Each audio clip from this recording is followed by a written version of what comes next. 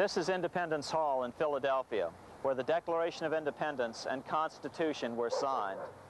In the mid-1700s, pre-revolutionary America was still relatively poor.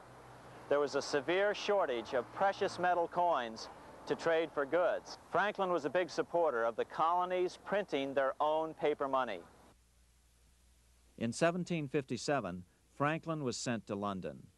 He ended up staying for the next 18 years here, nearly until the start of the American Revolution.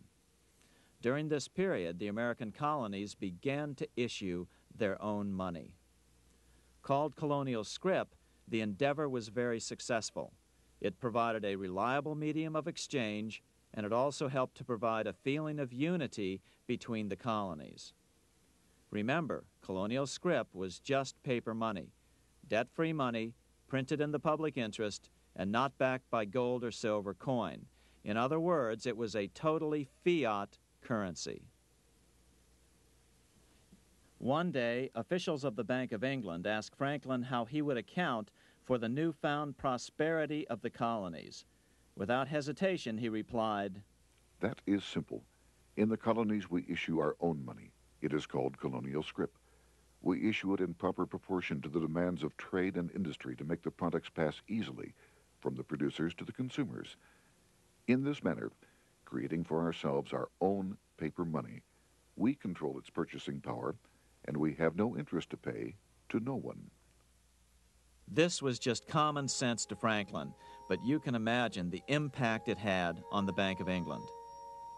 America had learned the secret of money, and that genie had to be returned to its bottle as soon as possible. As a result, Parliament hurriedly passed the Currency Act of 1764. This prohibited colonial officials from issuing their own money and ordered them to pay all future taxes in gold or silver coins. In other words, it forced the colonies on a gold or silver standard. For those who still believe that a gold standard is the answer for America's current monetary problems, look what happened to America after that. Writing in his autobiography, Franklin said, "In 1 year, the conditions were so reversed that the era of prosperity ended and a depression set in to such an extent that the streets of the colonies were filled with unemployed." Franklin claims that this was even the basic cause for the American Revolution. As Franklin put it in his autobiography, "The colonies would gladly have borne a little tax on tea and other matters had it not been that England took away from the colonies their money, which created unemployment and dissatisfaction.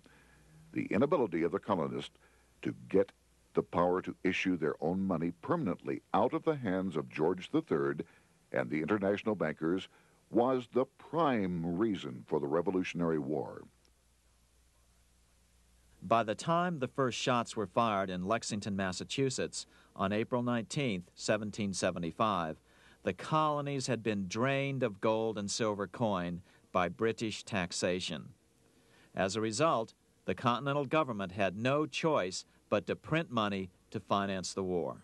The same currency had worked so well 20 years earlier during times of peace that the Bank of England had Parliament outlaw it.